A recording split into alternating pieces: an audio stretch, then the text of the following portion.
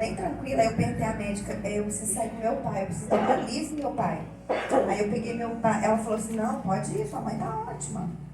Inclusive, seus irmãos vão estar aí. Eu falei, não, meus irmãos vão estar aí com ela, minha irmã vai estar aí com ela. Aí eu viajei. Gente, nessa viagem que eu fiz, eu cheguei numa quinta. A mamãe foi pro CTI Eu cheguei de quinta para sexta, a mamãe foi pro CTI na sexta e ela faleceu no sábado. Só que nessa viagem eu percebi fortemente como é que estava o Alzheimer do meu pai. E depois dessa viagem eu não deixei ele morar mais sozinho nenhum dia. Então, mamãe morreu em 2018, 2019 eu praticamente perdi meu pai, porque ele perdeu uma memória tanto antiga como a memória recente. Ele perdeu tudo e desde então eu tenho escolhido sorrir, sabe? Lá em casa a gente tem escolhido sorrir. Agora quando a gente chama ele pra sair, a gente arruma ele, põe roupa nele, aí de repente ele fala, peraí, um pouquinho, vou lhe arrumar. De repente ele desce com a cueca em cima da calça. Agora eu tô pronto. Mas assim, ele foi um homem tão lindo, tão bom, sabe? O cuidador fica assim pra mim, Séries, eu nunca tratei de ninguém de Alzheimer assim. Seu pai é carinhoso. Seu pai não reclama de nada. Sabe o que Deus me ensinou? Olha, presta atenção. Deus me ensinou assim, filha, ele perdeu totalmente a memória, a parte carnal dele. Mas o Espírito Santo dele ficou. Cuidado, porque se você perder a sua parte carnal, se você não tiver o Espírito Santo, você vai ser aquela velha que gosta dos outros, empurra os outros. Sabe por que a maioria das pessoas que têm Alzheimer, elas são assim? Porque o Espírito Santo de Deus nunca teve acesso real a elas. Porque ainda que o Alzheimer faça com que perda tudo, se o Espírito Santo está ali, a pessoa vai produzir amor, carinho, paz, longanimidade, verdade, mansidão e amor. Sabe, meu pai, eu saio com ele me vê com uma bolsa, ele pega a bolsa. Ele não entra na frente do carro, ele só entra atrás. Não tem nenhuma vez que ele não está comendo uma coisa que ele não te oferece. Por quê? Porque onde o Espírito do Senhor está, não existe Alzheimer que tira o Espírito Santo. Não tem nenhuma doença que tira o Espírito Santo. Como eu e meu marido temos aprendido, sabe, com isso. Como nós temos aprendido. Porque o Alzheimer não é para tratar ele, não. O Alzheimer é para tratar nós. Achar que, ele está colhendo. Gente, Jesus, vamos olhar a realidade, né, gente? Se tiver um tempo que tem tratado a gente, é ele. Porque é muito fácil você ter domínio próprio lá de fora, você ter mansidão lá de fora. Mas se tiver uma coisa que Deus aprimora na gente, é quando tem alguma coisa ali embaixo do teto da gente. E é muita hipocrisia quando você sai pra fora pra fazer algo de fora e deixa sua casa de cabeça pro ar. Não, gente, tudo começa dentro de casa. Sabe? Tudo começa dentro de casa. E um ano depois, só quem tem de cachorro vai entender isso. Eu perdi a cachorro que eu mais gostava, gente. Ela dormia comigo na cama. Eu tinha 8 cachorros nessa época. Eu falei, Deus, você tinha que ter escolhido essa. Porque não matou os outros, um dos outros. E ela, gente, morreu. A minha mãe, na verdade, não foi a leucemia que matou minha mãe, foi uma AVC. E um ano depois, 2 anos depois, a minha cachorra dá uma doença lá que chama meningocefalite. Começou a ter convulsão, começou a vomitar, até que eu tive que sacrificar ela. Passou um ano, meu menino com cisto na cabeça. Eu falei, Deus, que isso? Mais um? Nossa, eu falo com Deus, tem hora que o Senhor me acha a própria Mãe Maravilha. Não, tem hora que eu falo, tem que ser, gente, Deus confia tanto em mim que eu fico impressionada. Nem eu confio em mim, o tanto que ele confia em mim. Eu fico impressionada. Mas uma vez ele virou pra mim e falou assim, eu tava reclamando, sabe? Eu falei, Deus, eu tô tão cansada. Aí ele virou pra mim e falou assim, eu não criei filha pra mimar filha, não. Eu criei filha pra ser guerreira. Mimo ninguém. Sabe por que eu não mimo? Porque a minha vontade é que ninguém se perca. Se eu te mimar, você não vai entender aquilo que está no meu coração. Agora, só quando você se torna uma guerreira que você vai entender o meu coração e vai fazer o que você quer que eu faça. Então não espere mimo, querida. E Deus ainda dá uns pra gente, porque às vezes a gente está numa condição tão difícil que ele fala, deixa eu dar uma passadinha de mão na cabeça, mas rapidinho, tá, gente? Porque o mundo está perecendo, gente. O mundo está perecendo e a gente vai querer ser animada. A gente vai querer ficar, ó céus, ó vida. Não, gente. E quando foi esse ano, gente do céu, mas esse ano eu falei, Senhor amado, também que eu te amo demais da conta. É a história que eu quero contar para vocês. Não, e eu tô brilhando aí pra esses dias, porque eu tô tomando um remédio pra mente, pra memória, eu esqueci o remédio. Oh, Jesus. Mas dá uma gracinha, tô lembrando tudo. Deus, o Espírito Santo tá fluindo. Eu falo só o Senhor mesmo. O que eu quero contar pra vocês nisso? Quando foi esse ano, a minha filha mais velha, a de 25 anos, agora em novembro, ia fazer 3 anos que ela era casada. Quando foi em julho, gente, ela separou. E vira uma só carne. E eu amo demais as pessoas. Se tiver um trem que eu amo é gente. Eu sofro muito. Quem ama sofre, gente. E o menino era um filho na minha vida, né? Ele era um filho na minha vida. Gente, imagina a mulher que sofreu. Eu acho que eu não sofri tanto quando minha mãe morreu, quando meu filho morreu, mas esse ano eu sofri demais. Mas eu sofri muito, gente. Gente, eu não consegui parar de chorar. Foi quase um mês chorando. Sabe aqueles desenhos animados que você chora e que as lágrimas fazem que você não consegue controlar? Foi mais ou menos assim. E ela com uma filhinha ainda de 1 ano e meio. E eu me lembro que eu fui pro dentista um dia. E eu estava disposta a largar tudo. Eu estava disposta a parar de viajar. Eu estava disposta a falar, Deus, agora chega. Não aguento mais. E na outra semana que essa confusão aconteceu, eu tinha uma agenda. Eu falei, pode ligar, acabou, agora acabou, eu não aguento, eu não consigo levantar. Essa pra mim foi assim. Aí eu lembro que eu fui pra dentista.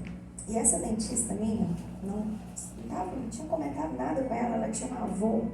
Imagina um homem que era pra mim assim, um anjo na terra, era o avô dela. Coisa mais linda. Sabe aquele homem que você olha e fala assim, não, esse não peca, não. Era tipo assim. De tanto que eu admirava o avô dela. Aí do nada, gente, ela começou a me contar a história dele. Ela virou e falou assim, tia, eu não lembro, gente, por que ela me contou a história, mas eu lembro que aquela história mudou a minha escolha, porque a escolha ainda é minha. Se eu deixasse de escolher viajar, ensinar, pastorear, eu ia deixar de ser filha de Deus? Não ia, gente. Por isso que tudo que Deus chama para fazer, a escolha é minha. E ela tá assim, tia Séries. Meu avô uma vez plantou um monte de árvore frutífera em frente à porta da casa dele. Eles moravam no mesmo lote. E tinha uns 5, 6 anos, a árvore estava florida e já tinha dado fruta, era uma árvore frutífera, já estava dando fruta. Já Séries, passou um caminhão, aquele caminhão grande na rua, e arrancou as árvores, os galhos das árvores, tudo frutífero. Como se diz, despenou a árvore. Gente, eu tento lembrar por que ela me falou isso, mas eu acho que Deus fala assim, você não tem que lembrar não, minha filha, só queria que você ficasse com a história. Aí eu falei assim, e aí, filha? Tia Séries, o homem, meu vô saiu lá de fora. Eu nunca vi ele desse jeito. Ele mandou o homem descer do caminhão, pôs o dedo na cara dele e falou, você vai pro inferno! Eu falei, o quê? Seu vô? Nossa, tia Séries. Você não tem noção, filha? O seu vô fez isso? Tia Séries, eu achei que ele ia bater no homem. E o pior, a senhora não sabe. Eu falei, o que foi? No outro dia de manhã, sabe o que ele fez? Chamou um homem e mandou cortar as árvores no tal. Ele disse, não pode dar fruto, também não vai dar nada. Aí Deus virou pra mim e falou assim, você vai mandar cortar no pau? Você vai continuar descabelada mesmo do jeito que eu te coloquei.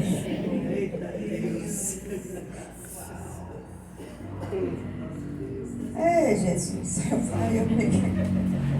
falei, vou continuar descabelada. Sem fruta. É melhor. Gente, essa história, eu só lembro do machado pegando a árvore no pau. É isso que a gente faz quando as aflições vêm e a gente não enfrenta as mesmas, achando que a gente não podia sofrer o que a gente estava passando. Achando que muitas vezes quem me representa é meus filhos, quem me representa é meu casamento. Isso é uma mentira do inferno, isso não é bíblico. Seu casamento não te representa, os seus filhos não te representam, o lugar que você trabalha não te representa, a posição sua na igreja não te representa. Sabe o que representa eu e vocês? Aquilo que Jesus Cristo fez por nós na cruz. Glória a Deus. Não vem me falar que filho te representa, porque eu conheço mulheres que têm filho preso e eu quero te contar que mulher de Deus. O filho dela representa ela? Mentira. Ah, meu casamento é um caos, meu marido me largou. Gente, eu conheço mulher de Deus. Sabe que é mulher de Deus? Que estão aí nas redes sociais, que talvez você até saiba quem é, mas que ainda não coisou, que está separada, ministrando para casais. Ela está em pecado? Deixa eu te falar, não tá. Mas está sofrendo piamente coisas de marido que está acabando com a vida dela. O casamento representa ela? Não representa. A escolha não é dele, queridas, a escolha é nossa. A escolha é nossa, mas por que é difícil? Porque a gente tem que enfrentar a vergonha, né? A gente tem que enfrentar, você viu, fulana? Ô, gente, sabe uma situação que eu fico pensando? Sabe Tamar, que está ali na genealogia de Jesus Cristo? Ela engravidou de quem? Do sogro. Ela enganou o sogro, dormiu com o sogro, engravidou do sogro. Não faça isso, não vocês não vai parar a genealogia de ninguém, não. Agora vem cá. Escuta aqui comigo. Vamos ver onde vocês conseguem se colocar. Ela estava na casa dos pais dela, uma viúva abandonada. Imagina se você fosse vizinha de Tamar. Você morar do lado da casa de Tamar. Aí, de repente, você vê a Tamar viúva com a barriga crescer.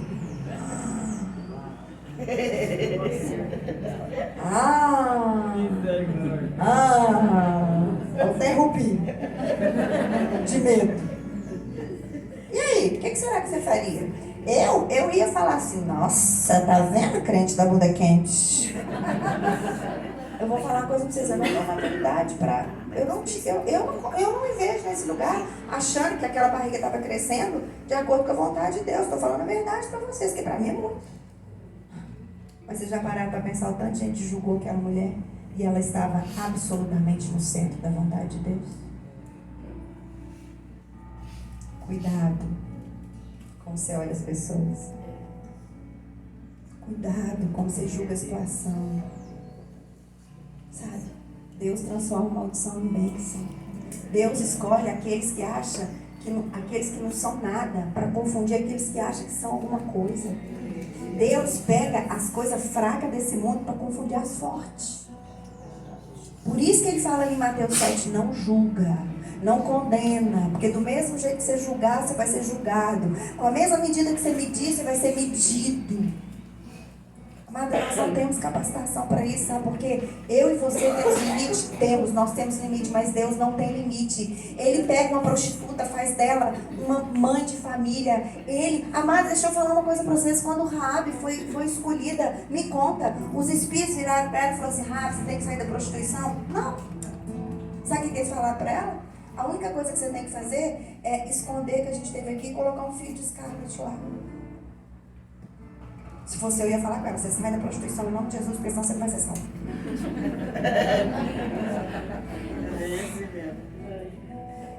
Esses dias atrás eu folhei de um lado, folhei do outro, hora nenhuma ele fala nada pra ela. Só falo pra ela duas coisas, coloca o fio de escarlate, coloca todo mundo pra dentro da sua casa e pronto. Agora sabe o que é o mais lindo? Jericó foi destruído e a casa de Raabe foi salva. E sabe por que Raabe foi transformada? Porque ela deixou de ser uma prostituta? Porque o povo de Deus amoroso acolheu ela do jeito que ela era e amou ela a ponto dela ser escolhida pelo próprio Deus para ser transformada e estar na genealogia de Jesus Cristo. A escolha ainda é minha. A escolha ainda é minha. Segundo, não é o lugar que te define. Não é o lugar. Não é o que você tem, não é as coisas que você tem acesso. Aqui fala, o rei mandou que eles comessem, sentassem na mesa real, bebendo o vinho do rei, que fossem mantidos por 3 anos, sendo cuidados de uma maneira linda. Meu Deus, deixa eu te falar uma coisa. Deus, ele está disposto a te dar tudo, mas sabe por que ele está disposto a te dar tudo? Esperando que você renuncie tudo que ele te dá, por amor a ele. Tudo que ele te dá. Uma vez o Espírito Santo falou assim comigo, filha, o mundo quer te dar tudo, sabe para quê? Para que você fique sem nada. Eu sou um perigo. O meu marido, gente, nossa, ele é muito bom e ele me dá muito presente. E detalhe, ele ama a bolsa, gente. E ele mexe com moda, ele mexe com importação. Agora ele parou porque eu falei pra ele, já deu, filho. Ele comprava aquelas bolsas caras. E teve uma vez que eu doei 2 pros outros. Imagina um homem bravo. Você deu minhas bolsas? Eu falei, sua! E nos últimos 2 anos eu peguei minhas joias mais caras que eu tinha e doei. Essa semana ele tá assim, eu posso te pedir uma coisa? Eu falei, pode. Para de dar suas joias pros outros. Eu falei, sim, senhor. Amados, Deus, Ele quer te adornar. Mas sabe para quê? É para você adornar outras pessoas. É para você não ter apego nas coisas que Ele te dá. É para você não achar... Gente, Daniel aqui é incrível. E eu vou te falar uma coisa, Deus não vai te privar das coisas desse mundo. Ele não vai te privar das coisas desse mundo. Muitas vezes Ele vai te dar, mas não precisa achar que é... Mas é para provar o teu coração, para ver onde está o teu coração. Porque onde está o teu tesouro, ali também estará o teu coração. Teu coração. Sabe? Não ache que Deus está te dando para você ficar agarrada naquilo ali, não. Para você mostrar para as pessoas que você tem. Não, gente, não tem nada a ver com isso. Deus está te dando porque Ele te dá, mas no fundo Ele fala assim, ai, deixa eu ver quanto que ela vai largar, deixa eu ver quanto que ela vai dar isso para os outros, deixa eu ver quanto. É assim. É desse jeito. A gente precisa parar de ser apegada naquilo que o mundo nos oferece. Aqui é incrível, sabe por quê?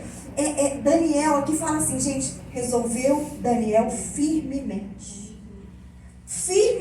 não contaminar-se com as finas iguarias do rei, nem com o vinho que ele bebia. Então pediu ao chefe dos eunucos que lhe permitisse não contaminar-se.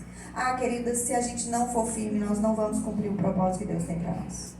Não vamos, é como Paulo fala mesmo, eu esmurro o meu corpo, eu reduzo ele à escravidão, para que tendo pregado a outros, não venha eu mesmo ser desqualificado. E para você ser desqualificado, você não precisa estar agindo não, para você ser desqualificado, precisa só de uma motivação no teu coração, você já está desqualificado. Você não precisa agir para ser desqualificada, porque muitas vezes você não está sendo desqualificada diante de homens, mas você já foi desqualificado por Deus, há muito tempo. Porque sobre tudo que se deve guardar, guarda o teu coração, porque dele procede as fontes da vida. Terceiro, tá acabando, tá? Como a gente precisa entender, isso aqui eu sei, mas eu preciso ter graça para explicar isso para vocês. Como que determinadas situações nos levam a torcer para que o certo não aconteça?